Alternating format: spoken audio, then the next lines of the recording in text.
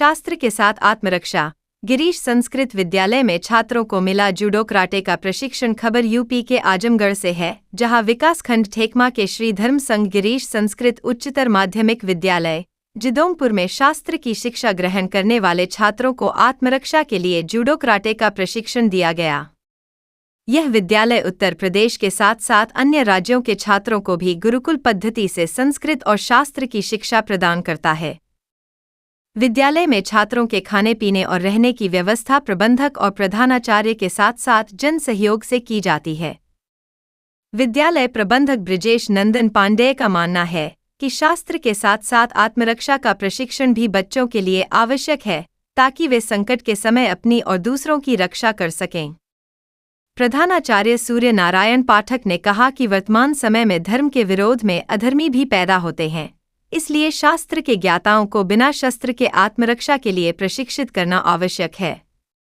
Judo karate के प्रशिक्षक शिवम तिवारी ने बताया कि उन्हें इस विद्यालय में छात्रों को प्रशिक्षण देने की खुशी हो रही है और वे समय समय पर बच्चों को प्रशिक्षण देते रहेंगे।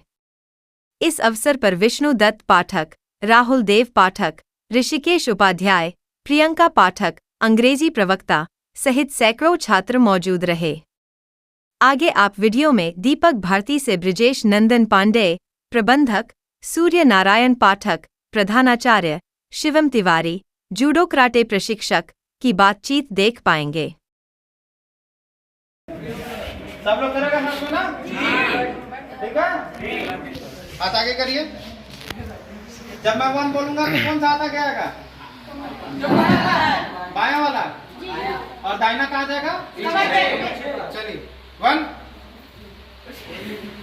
आया, 2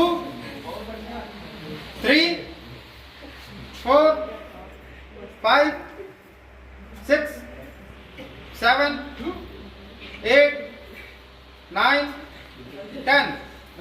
अब फिर से पैर को साइड में रखना। ऐसे अभी हम क्या बताए थे, पैर की फिंगर को क्या करना है? ऊपर की तरफ। लेकिन जब हम साइड अटैक करेंगे तब पैर के फिंगर को क्या करेंगे? पीछे की तरफ खींचेंगे। क्यों खींचेंगे? उंगली भी बचेगी और ये क्या होगा, ये जाके यहाँ बैठेगा। आपकी लैंग्वेज में कहाँ बैठेगा? यहाँ बैठेगा। ठीक है? अब पैर से जो अटैक कर रहे थे, अगर हम फिंगर ऐसे कर देंगे तो बैठेगा? कहाँ बैठेगा? ऐसे ऊपर की तरफ जब खींचेंगे तो बैठेगा। आपके जिंदोपुर विद्यालय में क्या कार्यक्रम हुआ, संक्षिप्त में बताएं। हमारे प्रबंधक जी के योगदान से जो यह विधि आपकी बताए हैं बच्चों को आत्मरक्षा माने सुरक्षा के लिए, ये बहुत उत्तम है और हमारे संस्कृति के नहीं पूरे समाज के लिए ये आवश्यक है। अगर ये विधि अपनाई जाए शिक्षा विभाग में तो हमारे देश का उत्थान हो सकता है। इसके लिए हम ये जो अरे भाई सिखाने के लिए आजमगढ़ से आए हुए हैं, मैं इनको धन्यवाद ज्ञापित करता हूं और इनसे अनुरोध करूंगा कि इस तरीके से यह कार्यक्रम हमारे विद्यालय में तो हो ही रहा है, अन्य विद्यालयों में भी अगर हो तो अच्छी बात है, यही मैं कहना चाहता हूँ। शिवम जी, आज आप जिंदोपुर संस्कृत पाठशाला पे आके बच्चों को, शास्त्र पढ़ने वाले बच्चों को शस्त्र के बारे में भी आपने अवगत कराया, आत्म सुरक्षा के लिए भी बताया, क्या कहना चाहेंगे? आज दिनांक 14 सितंबर 2024 को आज जिंदोपुर संस्कृत विद्यालय में कराटे की ट्रेनिंग दी गई। जो बच्चे संस्कृत की पढ़ाई यहाँ पे करते हैं उनको आज अपने सुरक्षा और अपने परिवार की भी सुरक्षा, जहाँ की ये लोग संस्कृत से हमारे समाज को शुद्ध रूप से वातावरण को शुद्ध कर रहे हैं, उसी तरीके से कराटे सीख के इस विद्यालय से अपने समाज को, अपने परिवार को भी एक अच्छी तरीके से टेक्निक को यूज़ करके अपने परिवार को भी सुरक्षा देंगे, जिससे आगे चल के समाज को भी सुरक्षित करेंगे। और ये यहाँ पे कराटे की ऐसी टेक्निक भी यूज़ कराई गई है कि आगे जाके बच्चे जो शिक्षा के साथ साथ स्पोर्ट्स में भी जाके अपना नाम रोशन कर सकें। जैसे कि मैंने अभी बताया कि आजमगढ़ के 3 बच्चे ITBP, SSB और असम राइफल में हुए हैं, तो इन्हीं कराटे के साथ साथ ये शारीरिक रूप से भी मजबूत होंगे और संस्कृत पाठशाला में अपने जो भी मंत्र हैं और जो भी संस्कृत से अपने समाज को भी अच्छी तरीके से शुद्ध कर रहे हैं, उसके साथ साथ शारीरिक रूप से भी अपने आप को मेंटेन करेंगे। मैनेजर साहब, आज आपके विद्यालय में संस्कृत के पढ़ने वाले बच्चों को कराटा सिखाया गया, इसका क्या उद्देश्य है, क्या कहना चाहेंगे? पहले मैं अपना परिचय दे दूं।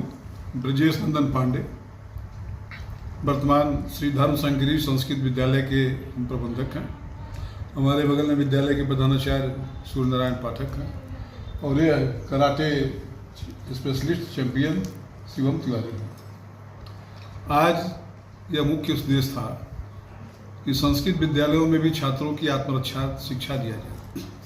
विगत 15 अगस्त को मैं विद्यालय पर आया था तो भगवान परशुराम जी की चर्चा आई, तो मैंने कहा है कि भगवान परशुराम जी सर्वप्रथम इस धरती पर शास्त्र और शस्त्र दोनों की शिक्षा पर जोर दिए कि यह गुरुकुल है, गुरुकुल में हम शास्त्र पढ़ते हैं तो शास्त्र के साथ साथ शस्त्र की भी शिक्षा देनी चाहिए, क्योंकि धर्म की रक्षा के लिए, धर्म के प्रचार प्रसार के लिए जहाँ शास्त्र की जरूरत है, तहाँ धर्म की रक्षा के लिए शस्त्र की भी जरूरत है। तो सबसे पहले हम आत्मरक्षा, जो कराटे एक विधि है, बहुत पुरानी विधि भारत की थी, जो बाद में विदेशों में चली गई और उसको लोग विदेशों के नाम से जाने लगे, लेकिन हमारी विधि पहले थी। तो छात्रों को आत्मरक्षा कराटे की शिक्षा दिया जाए ताकि वह शास्त्र के साथ शस्त्र भी ग्रहण कर सके और अपनी भी रक्षा कर सकें, धर्म की भी रक्षा कर सकें।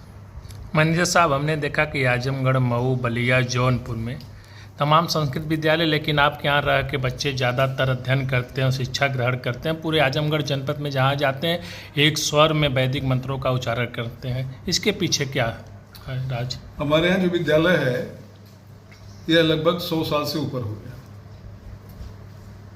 काफ़ी पूर्वज लोग थे यहाँ, लेकिन जिन लोगों ने विद्यालय को विशेष विद्यालय के रूप में बढ़ाया, चंडी पंडित थे, उन्होंने विद्यालय को गुरुकुल में बदला।